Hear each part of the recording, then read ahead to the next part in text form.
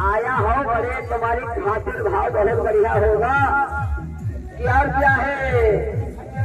हाँ हाँ आप भोले मैंने सबका लोगन का है तो हमने भोले बाबू के लिए है। अरे तो हरिया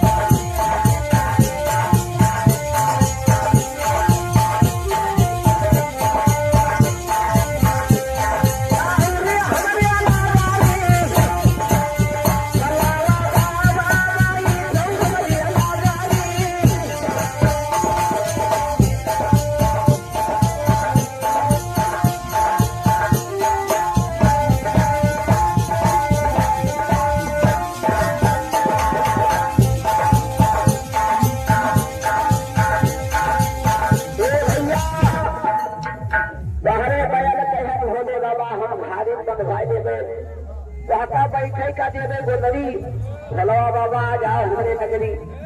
फिर दूसरी बात कि तुम्हारे बयान के लिए जो व्यवस्था है तो आपो के लिए भोजन है कि हरिया बायल का दिया नहीं भरोसा खावली में